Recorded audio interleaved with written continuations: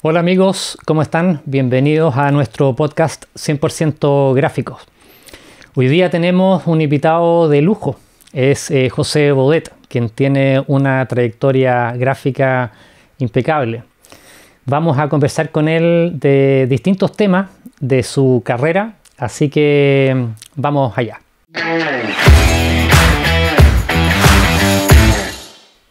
Bueno, como les adelantara, les quiero presentar a José Baudet. José, ¿cómo estás? Bien, gracias David por la invitación.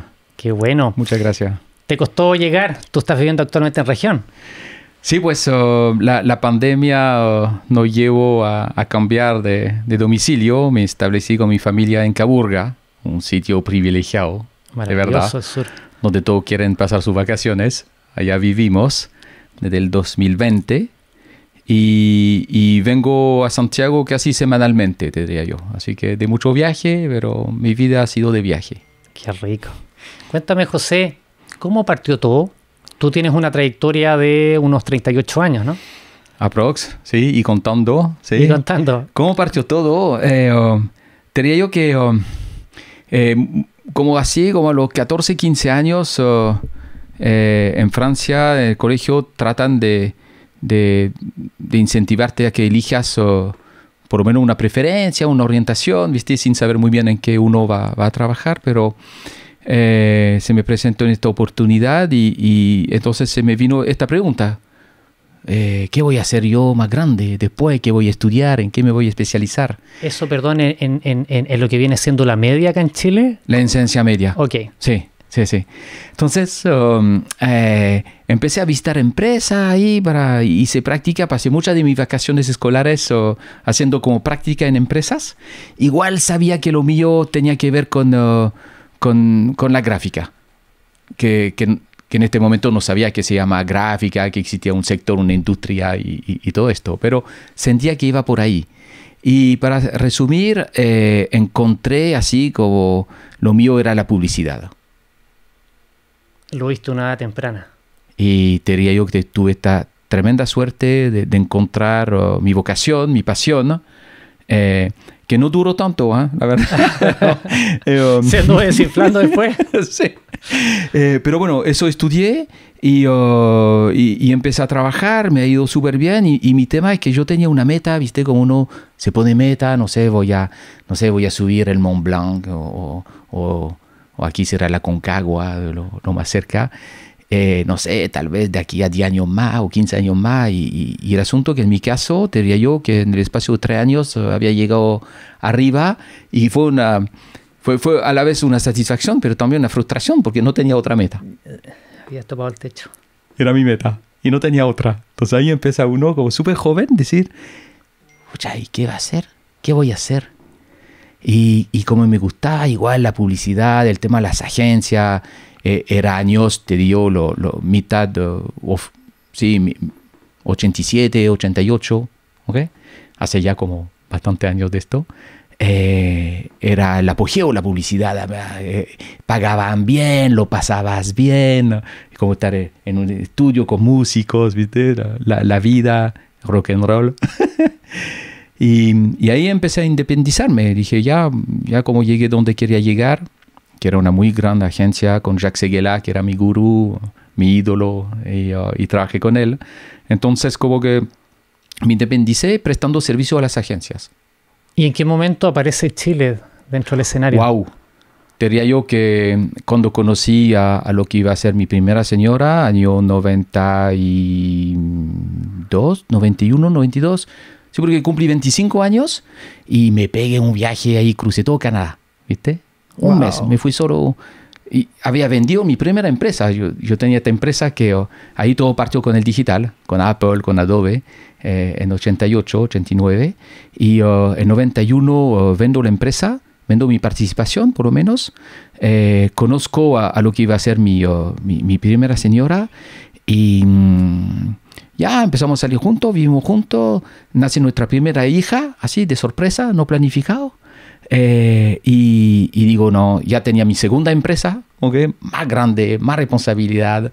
Y dije, no, ¿sabes qué? Peguémonos un año sabático. Y nos vinimos a Argentina, así donde tenía unos amigos que había conocido en Estrasburgo, en Francia, y nos quedamos como unos meses con ellos. De ahí viajamos a Chile como de vacaciones. Después de pasar el año nuevo en Buenos Aires, llegamos el 1 de enero 95 a Chile, rumbo a Maitencillo, un cocimiento, y dije, no, este país, de ahí soy. Te recibieron bien. Súper bien. ¿Y en qué momento sale el tema de las estandarizaciones, del color, o ya saliste con esa formación desde la enseñanza? No, de la media. Te diría yo, no, no, el tema de la educación es un temón. Incluso te diría yo que por mi experiencia propia como alumno, me hice como de esas promesas que si algún día me iba a tocar esto de poder hacer cambios, lo iba a hacer. Y yo dediqué gran parte de mi vida a la educación, fíjate, no por hacer, ¿okay? Sino que fue como como conversábamos ahí, como una vuelta de mano. ¿Okay? Entonces, efectivamente, yo estudié diseño en una época en que no existía esta carrera que hoy en día se conoce como diseño gráfico. En esa época no existía, estaba más cercano a las bellas artes. ¿Okay? Entonces, la mayor parte lo aprendí trabajando, diría yo. Y cuando me llegó el Mac, así de cruzada, me llega un Mac, dije, aquí llegó la libertad, ¿viste? Ya voy a poder hacer lo que se me antoja, cómo se me antoja, cuándo se me antoja, en vez de subcontratar servicios que siempre me defraudaban de alguna manera. Me di cuenta que no sabía nada. Sí, sabía de diseño, sabía de cosas, pero todo el resto de la producción no sabía nada. Entonces, ahí cuando armé mi segunda empresa, año 92... Tú estabas más fuerte en lo que era preprensa.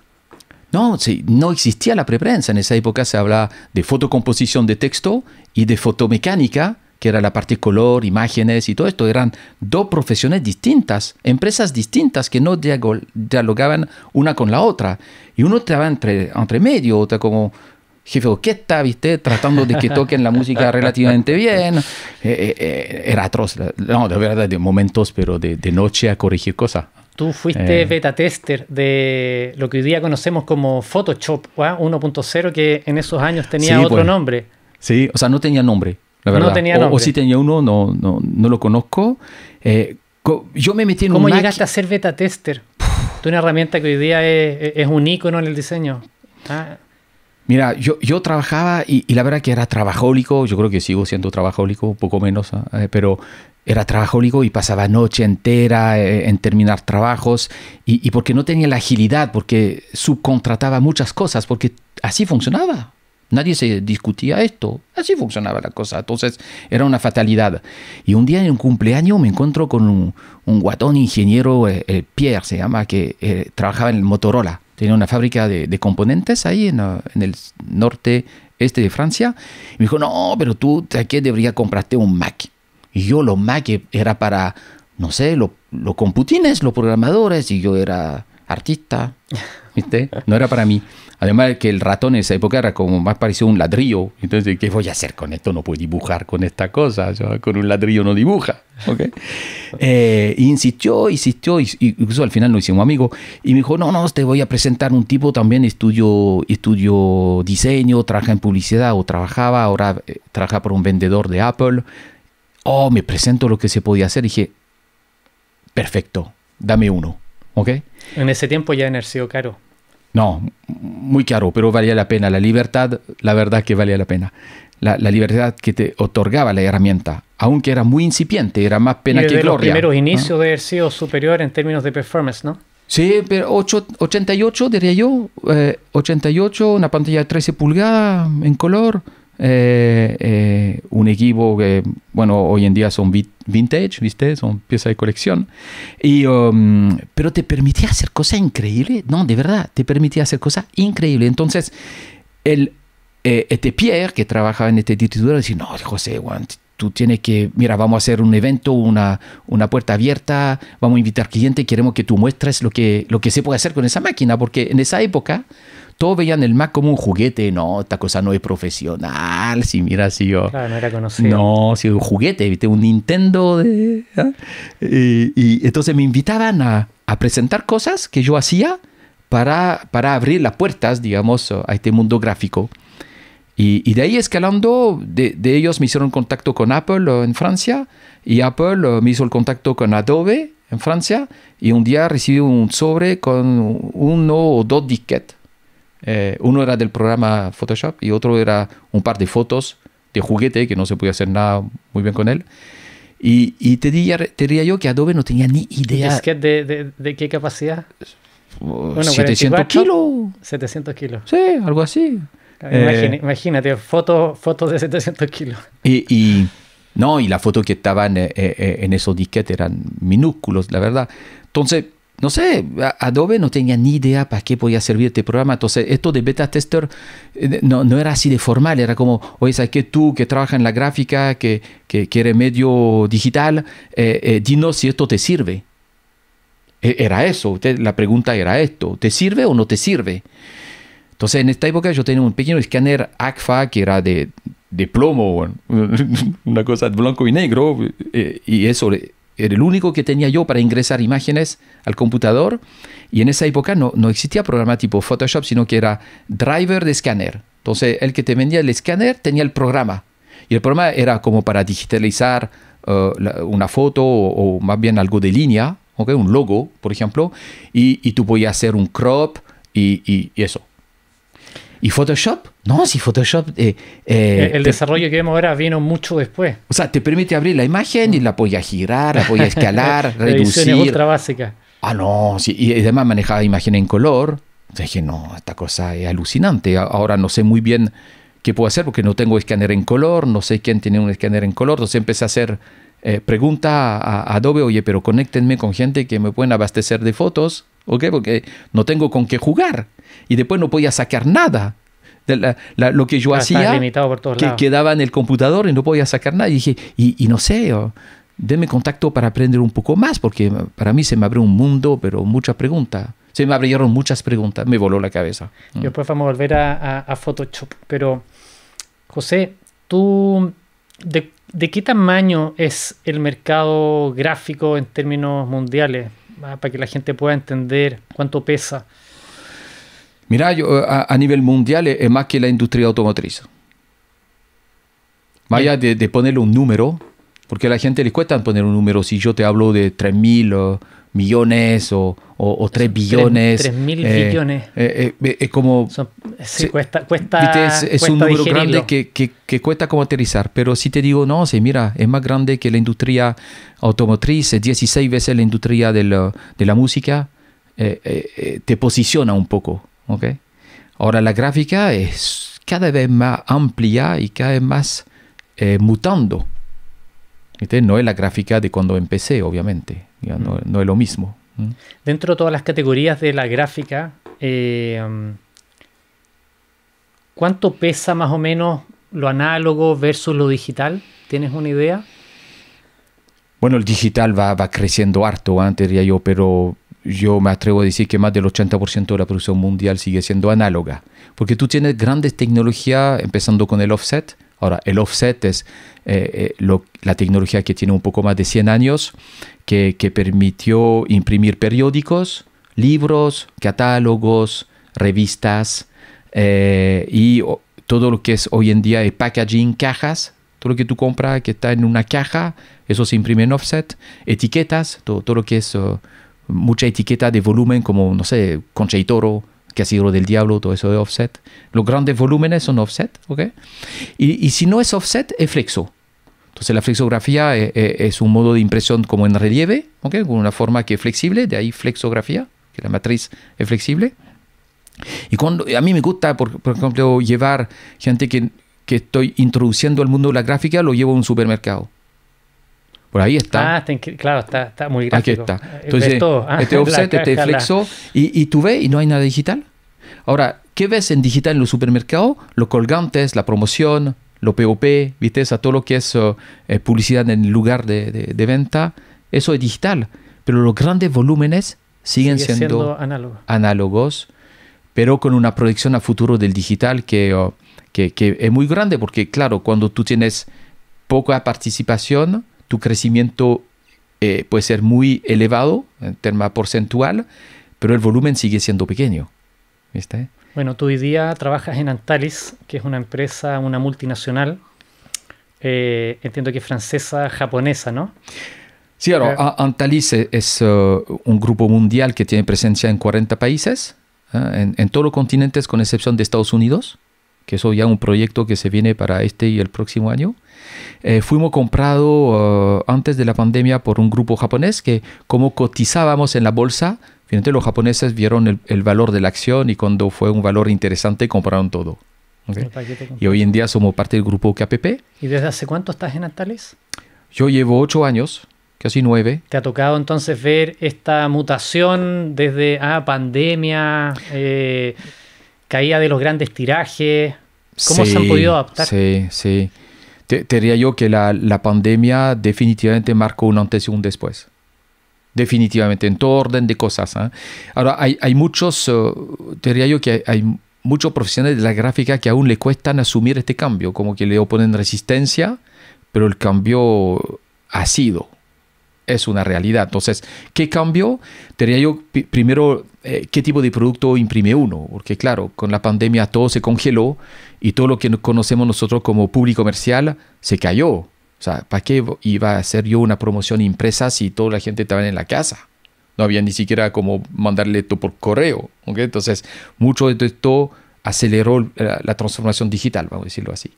El packaging creció mucho. O sea, el delivery, si te recuerdas, en pandemia... Eso fue un pic impresionante. Era todo delivery. Entonces, todas esas imprentas que tienen una máquina offset, que antes imprimían un folleto o cosas así, empezaron a imprimir cajas, si la máquina lo permitía. Pero tuvieron que aprender qué significa esto de imprimir cajas. Es otra especialidad, ¿viste? Claro, sí. Son otros conocimientos. Y son otras exigencias también.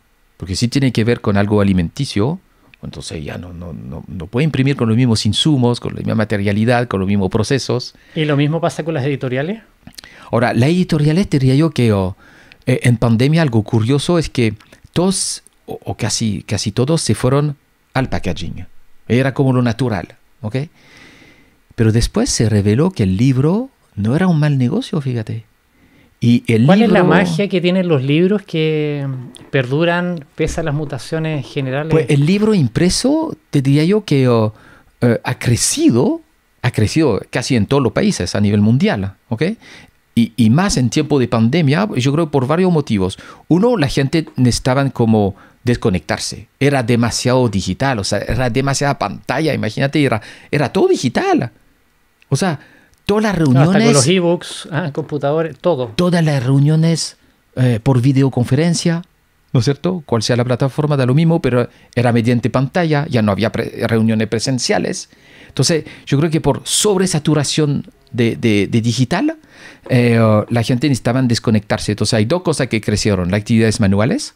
Mucha gente tomaba un curso de cocina, de macramé, de cualquier cosa que sea manual para salir de la pandemia, y la lectura. Y la venta de lentes. Bueno, probablemente. A ellos les deriva muy bien. Probablemente. A los oftalmólogos quizás de la industria. Probablemente, sí. Pero el libro tiene eso de mágico que no tiene la pantalla, es que uno es un objeto, o sea, es algo material, y el otro es que cuando tú lees, no es solamente la percepción visual, la lectura misma, sino que es el contacto, el tacto, el olor. Y te diría yo que la actividad cerebral es muy distinta entre uno que lee en pantalla y uno que lee en libro. Y porque cuando lee en libro, llama distintas sensaciones: táctil, olfato, sí, visual. Sí, ¿okay? Una experiencia diferente. Y ha quedado demostrado, hoy en día ya hay suficiente... estudio científico y con el conocimiento que se aceleró mucho la neurociencia. Hoy en día casi todos los países desarrollados llegaron al consenso de que están sacando las pantallas de los colegios, por ejemplo, sí. Sobre todo los pequeños, sí. Porque hubo un retroceso. La última prueba PISA ha demostrado que los países más desarrollados, que son más tecnologizados, son los que han tenido los peores resultados. Y por primera vez está saliendo una generación menos inteligente que sus papás. Por primera vez en la historia, por lo menos desde que tenemos un sistema escolar. Eso da una dosis importante por las pantallas, por el exceso. Totalmente por pantalla. Entonces, hay marcha atrás. El país más conocido en esto es Suecia, que se había ido totalmente a un extremo, ¿no? Ya no había ningún libro impreso. Chile, por lo menos, sigue imprimiendo libros, incluso los colegios municipales reciben libros del Estado, y libros muy bien hechos, a todo color, didácticos, o sea, de primer nivel, ¿ok? Nada que envidiar a las grandes editoriales que abastecen al sector privado. Entonces, el libro tiene esas bondades, ha crecido, y varias imprentas, fíjate que se salieron un poco del packaging para especializarse en el libro, que es un buen nicho. Y ahí sí que es digital en Chile, la mayoría. Y bueno, tú sigues teniendo relación con los tuyos, me imagino, en Francia. En términos tecnológicos, ¿cómo estamos en Chile versus Francia? Es una buena pregunta eso. Te diría yo que Chile ha dejado de invertir en su negocio hace tiempo ya. Hace tiempo. Yo creo ¿Qué que, tipo de inversión? sobre todo en máquina de impresión, porque los últimos años, antes de pandemia, la mayoría, siempre hablo yo en términos generales, invirtieron mucho en máquina de terminación. La terminación acá era muy manual. Y con el aumento del costo salarial, eso hizo incentivo que las empresas inviertan o automaticen y mecanicen su proceso de terminación. Y con la llegada de máquina china, todo esto que también llegaba a precio bastante menor, la mitad de un equipo europeo o norteamericano, ha facilitado esto. Entonces, muchas invirtieron en terminaciones y dejaron preprensa e impresión. ¿Okay? Preprensa invirtieron mucho en los 90. 2000 fue seguramente renovación de máquina de impresora. 2010 fue la década de inversión en máquina de terminaciones. Llegó la pandemia y hoy en día la verdad que la imprenta lo piensa 10 veces antes de invertir en algo.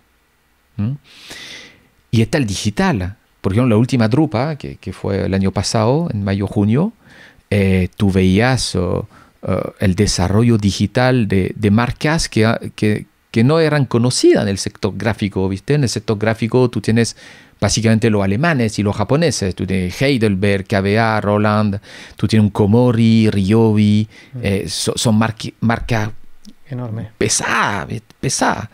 En la Drupa, lo que llevaban la innovación, un Landa, un Fuji, un Canon, que tienen máquina a $1,500,000. Ojo, ya no la máquina chica del pasillo que imprime con toner. No, máquina grande, de tamaño grande, 50-70, que es como lo más estándar que se ha visto, y con velocidad de producción súper interesante. Entonces está cambiando este paradigma a nivel de tecnología, pero esta tecnología está sobredimensionada para acá. Entonces uno dice, ok, me queda el offset, y hay tantas máquinas de segunda mano volando ahí, porque quebraron muchísimas empresas, ¿no? En Europa sobre todo. Por lo tanto hay muchas prensas que tienen ni 10 años de uso, que valen una fracción del precio, que valen menos de una máquina digital. Mira. Entonces diría yo que en términos de inversión entre Francia y Chile, evidentemente la tecnología la encuentro mejor en Francia, en el sentido que es mucho más automatizada, y es mucho más automatizada porque la mano de obra te cuesta el doble de acá y la carga patronal es 10 veces la de acá, ¿ok? Y por lo tanto, si no automatizas, ya no eres rentable como empresa. Pero te diría yo que el nivel de manejo de esas herramientas, porque uno es la herramienta, como se dice, el piano no hace el pianista, ¿okay? Entonces la prensa no hace el prensista. Las carencias de formación son las mismas, te diría yo, en casi todos los países. Y la preocupación por conseguir mano de obra joven también es la primera preocupación de toda la industria gráfica a nivel mundial. No hay renovación de personal. Mira. Hay poca atracción de talento, de gente que se incentivan por este sector. Ahora, eso, bueno, te hablaba yo de mi experiencia con la educación. Ya primero como alumno la viví en carne propia, entonces dije, no, esta cosa hay que devolver la mano. El año 95, cuando me vine de vacaciones con mi primera señora, que era de papás chilenos, por eso llegamos a Chile también, ¿no es cierto? Se me invitó a conocer la Escuela de la Industria Gráfica de San Miguel, ahí en Santiago. Entró, fue un viaje en el tiempo. Vi máquinas que solamente había visto en libro o en museo, pero ahí la vi funcionando. Además que profesores me llevaron a visitar empresas que también la estaban usando. Máquinas como linotipia, impresión tipográfica. No, te juro, fue viajar en el tiempo. ¿Okay? Necesitaban a alguien que lo guiara en la definición de los nuevos programas de estudio que era preprensa. Y querían unificar distintas especialidades, que antes era fotomecánica y todo esto, en preprensa. Entonces me dijeron, mira, si te queda 4 meses más, no podría ayudar. Y yo tomé el desafío, ¿viste? Me quedé 4 meses más. Me acuerdo ahí, nos juntamos en algún momento y me contaste de los desafíos. Eso fue la primera experiencia. Luego, bastante después, como 15 años después, yo estaba de vuelta de México en 2009, 2010, y me vuelven a invitar la gente de Asimpress. Oye, ¿sabes qué? Te quiero presentar el rector de la escuela, y estaba el dueño de firma gráfica, Ricardo Olave, y le hicimos esto en la oficina del Vicente Larrea, de gran diseñador ahí que tuvo Chile. Y me dice, ¿sabes qué, José? Queríamos preguntarte si estaría disponible para ayudarnos a actualizar los programas de estudio. Y dije, oye, segunda experiencia. Le dije, sí, pero está de 4 meses, no va a ser posible. Es un buen trabajo, así que hablemos, pero si hagamos la cosa seria, 3 años, le dije. 3 años, pero medio día, porque tampoco puedo dejar lo que estoy haciendo. ¿Okay? Y hoy día los programas son más integrales que en la primera etapa, ¿no? Hoy día, no sé, por ejemplo, yo veo Photoshop con las nuevas funcionalidades que integran inteligencia artificial. Sí. ¿Eso ya se está enseñando en las nuevas generaciones de diseñadores? Yo no te podría decir esto, pero sí lo que hicimos fue un muy buen trabajo. O sea, como que el Ministerio de Educación andaba tan perdido, David, pero tan perdido. Ellos pensaban que la gráfica, no sé, la gente trabajando con una mesa inclinada, con un lápiz, grafito, andaban perdido total, y que meter un computador en manos de jóvenes era como casi meterle un radar de la NASA en la mano. O sea, entonces el rector de la época, Franz Siever, me dijo, no, José, ¿sabes qué? Vamos por programas propios. Entonces desarrollamos un programa propio para la escuela que presentamos al Ministerio de Educación, que lo validó, y hoy en día son los programas de todo el país, de todas las escuelas gráficas del país. ¿Okay?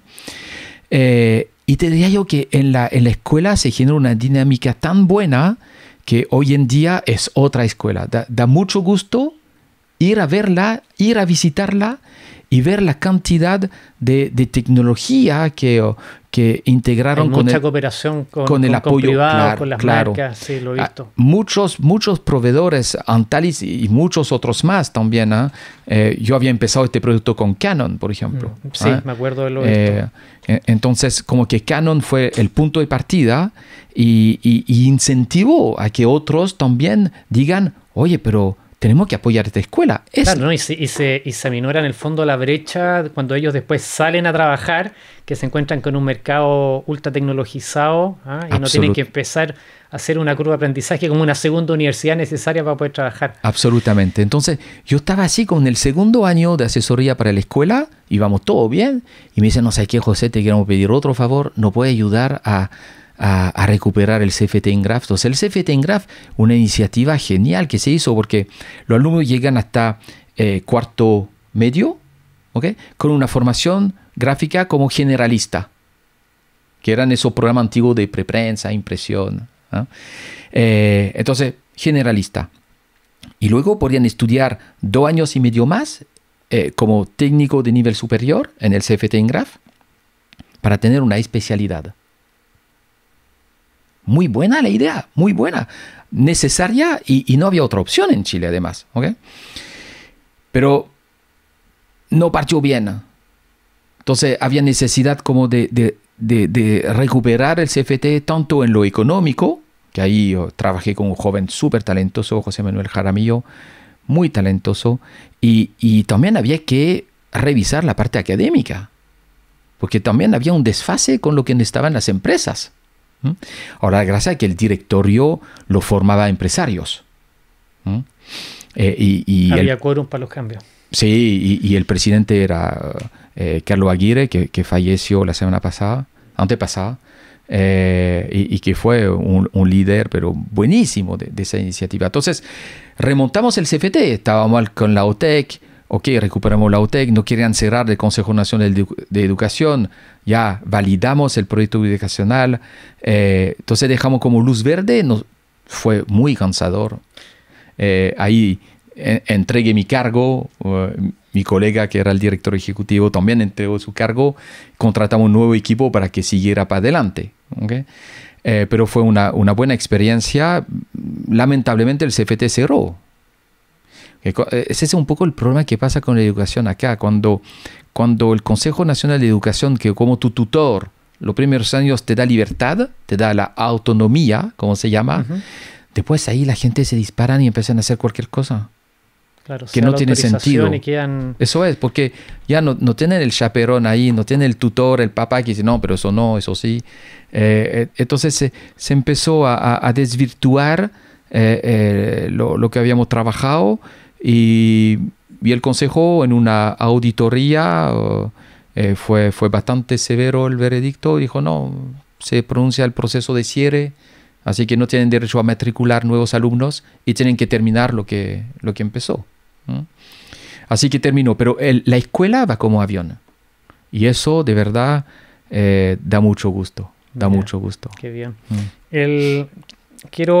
Hagamos un pequeño juego. Yo te voy a decir ciertas palabras o nombres y yo quiero que tú los puedas describir con 5 palabras.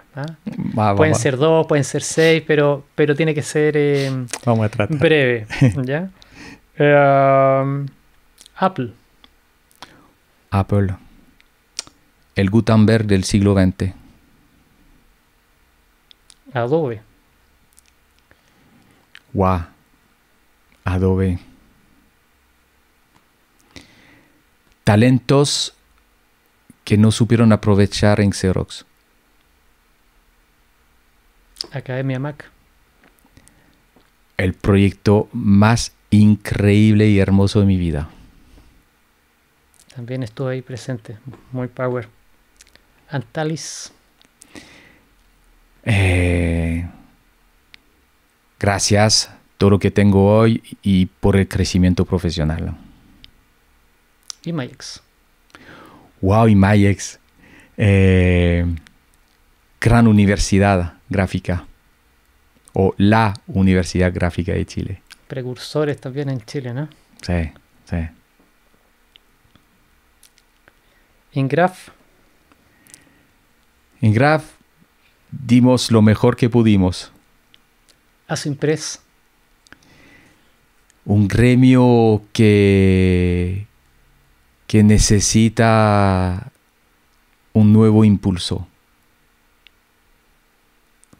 Perfecto. Dentro de tu carrera, José, que en realidad es una carrera espectacular, y te la digo yo que desde digamos, como colega de rubro, una carrera brillante. ¿Cuál ha sido tu desafío más complejo que has logrado resolver como para que podamos tratar de transmitir a nuevas generaciones experiencias? ¿Cuál ha sido, no sé, en términos tecnológicos, los cambios más importantes, adaptaciones? Porque tú has pasado y has transitado desde la vereda, desde la independencia, teniendo empresas propias, como docente, eres columnista, has sido jurado. Sí, todo eso. ¿Cuál ha sido lo más desafiante que te ha tocado en tu carrera? Esa es una excelente pregunta, la verdad que no, así como que no te podría responder porque yo siento que lo que te comentaba, digo, yo no sé cómo me porté en la vida anterior a esta. ¿No? Has sido poco castigado, Pero yo siento que tengo un karma en que se me presenta de forma cíclica desafíos muy grandes, uno más que el otro. O sea, no te voy a decir que uno fue más complejo que otro. Todos fueron distintos. Todos fueron muy difícil de ¿cómo se puede decir? Como de sobrellevar, o sea, como de soportar, pero todos con grandes enseñanzas. Entonces yo te diría que lo que me di cuenta, y Antalis, por ejemplo, fue un revelador también, porque hay gente que ven el potencial que puede tener uno, cuando uno no lo ve, ¿viste? Y hay gente que han visto en mí como una persona que es capaz de relevar, yo creo, cualquier desafío que se le presente, pero cualquiera, incluso cuando uno no tiene ni la preparación, ¿ok? Pero todo se puede aprender. O sea, la verdad, si uno no se cierra a la posibilidad que uno puede y dos, va a sacar de esto grandes satisfacciones, entonces no hay límite. Y efectivamente la mente no tiene límite. O sea, para la gran mayoría, ¿no es cierto? Pero muchas veces uno se limita solito, uno mismo. Primero cuando uno se dice, no puedo. La mente es muy poderosa. Si tú dices que no puedes, lo más probable es que no vas a poder, porque ya lo decretaste, ¿viste? Lo afirmaste. Y al revés, si dices que sí, yo puedo, lo más probable es que va a poder. No que va a ser exento de dificultades. Entonces, yo no sé, armé 2 empresas en Francia que fueron muy exitosas y ya, claro, cuando uno es joven no le tiene miedo a nada, ¿viste? O sea, como que te entra la bala. ¿No? Uno más errores, sí. ¿No es cierto? y los errores son de juventud, entonces como que... Pero yo pude. Después yo pude venir acá, no hablaba español. Pude. ¿No es cierto? Bueno, sigo hablando mal, pero pude aprender el idioma, pude aclimatarme a otra cultura, ¿no es cierto? Que me ha enriquecido mucho. Por ejemplo, soy mucho más tolerante que antes, soy mucho menos perfeccionista que antes, le tomo más dimensión humana a la vida que antes. Y eso fue lo muy bueno que recibí yo, te diría yo, de Chile y de los 12 países en que estuve. ¿Okay? 12 países, wow. 10 años con Adobe me ha llevado a 12 países. Wow. ¿Cómo proyectas tú que van a ser los próximos 10 años, o al revés, en realidad? ¿Cómo ves tú 10 años el tema de la industria gráfica? ¿Cómo la imaginas? Yo creo que siguiendo evolucionando, yo creo que la gráfica siempre la gráfica ha sido responder a los desafíos que se le presentaba. Entonces, cuando se tuvo que imprimir más libros, llegó Gutenberg y la resolvió. Porque antes se hacía los libros, los monjes copiaban los libros, era uno al año, con suerte. Llega Gutenberg y ya empezó a imprimir 50 libros el mismo año. O sea, ya la revolución ya partió. Llegó el offset y ya voy a imprimir 50.000 libros en un año. Y 5 millones. Y después con color y con más páginas. O sea, la nanotecnología muy probablemente también va a tener su espacio de desarrollo. De todas maneras. Entonces te diría yo que la gráfica se adapta a lo que se le presenta. Yo creo que lo que necesita la gráfica es una nueva generación de empresarios.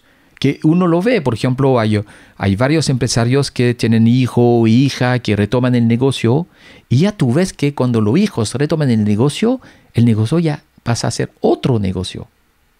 ¿Okay? Pero el problema es eso, como que es un sector que le cuesta muchísimo atraer profesionales. Y yo creo que aquí el trabajo, la responsabilidad de gente como nosotros, entre otras, sería como mostrar lo atractivo que es este rubro, porque uno la pasa bien. O sea, no hay rutinas y todos los trabajos son distintos uno del otro. O sea, es extraordinariamente complejo llevar un producto gráfico de A a Z. Hay gente buenísima que trabajan en esto, ¿viste? Así es. Es de aprender todos los días. O sea, yo sigo aprendiendo cosas que te digo, o sea, pareciera que no hay límite, ¿no? Entonces, como los 10 próximos años, yo creo que el digital va a crecer, indudablemente. Hace unos años atrás crecía en torno al 5% anual. Sí. ¿Se mantiene esa cifra?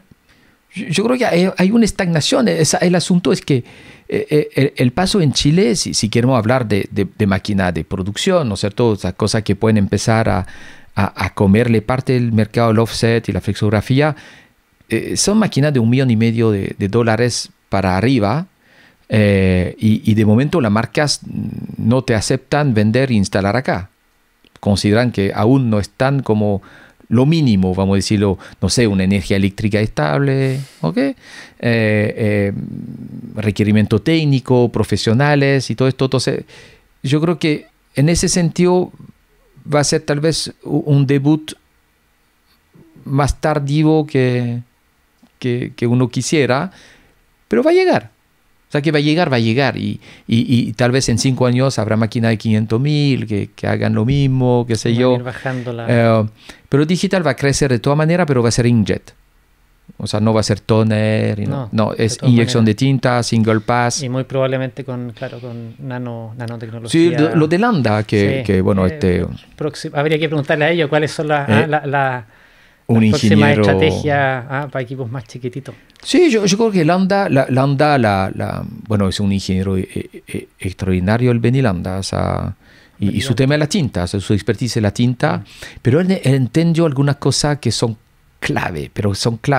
Por ejemplo, uno de los temas digital de por qué no despega más es el costo operativo. No es el precio de la máquina, si la máquina vale muy poco, o sea, muy poco, la verdad, o sea, para que tenga un orden de idea, no sé, una prensa digital grande vale lo que cuesta un solo grupo de un color de una máquina offset. Un color. O sea, no te sirve, ¿no es cierto? Entonces son baratos los equipos digitales, pero el costo operativo es muy alto. El costo del tóner o la tinta es tremendamente elevado. Entonces el offset y la flexo siguen ganando por el lado del costo operativo. Entonces uno dice, invierto la máquina, ¿cuál es el costo operativo? No sé, por pliego, por metro, lineal, qué sé yo. Y en 3 años, en 5, en 10 años, ¿cuánto dinero me gasté en esto? Y el digital sale muy para atrás, muy para atrás. Entonces el Benny Landa dijo, no, pero si yo resuelvo esto, o sea, la máquina, ok, cuesta más, vale $4 millones. Ok, una prensa de hoja de Landa. Pero el costo operativo está por debajo del offset. No tiene mermas. No necesita planchas. Ni químicos. Ni mantillas. Ni un montón de cosas. Recuerdo haber visto algo que quedé impresionado, que dentro de la máquina tú hacías doble clic en los paneles y tenían cámaras internas que te muestran el funcionamiento dentro de la máquina. Es totalmente Minority Report, ¿viste? Impresionante. Falta el Tom Cruise manejando la máquina y está en la película. Claro. Entonces yo creo que el digital, si resuelve el tema del costo operativo, tiene todo el futuro para él y va a crecer a 2 números, a 2 dígitos. De momento no es la realidad. Tuve las últimas inversiones grandes que hizo Chile en offset. Todos los grandes compraron máquinas tremendamente grandes en offset. Nada de digital, ninguna, 0. Y claro, tú ves, Chile tiene un objetivo como país de duplicar sus exportaciones de fruta y hay que acompañar esas exportaciones con cajas. O sea, el año pasado solamente las cerezas y solamente para China fue 95 millones de cajas. Para despachar esto, para que coman su cereza el año nuevo chino, que es en enero, empiezan a imprimir en junio. Con máquinas que imprimen a 15,000 por hora. Las 24 horas, los 7 días. Y no dan abasto. Tienen que empezar casi 5 meses antes. Increíble. No está la capacidad. Imagínate, o sea, China mañana te dice, ¿sabes qué? También me puede poner una caja de arándano. Estamos sonados, hay que empezar a imprimir ahora en febrero. Claro. Oye, José, te quiero agradecer tu visita. Así que, nada, muchas gracias. Pues. A ti, David. Y felicitaciones por la iniciativa. Muchas gracias. Hay mucho que contar. Sí, pues, así es. Bueno, amigos, los dejamos hasta un próximo capítulo. Muchas gracias por acompañarnos.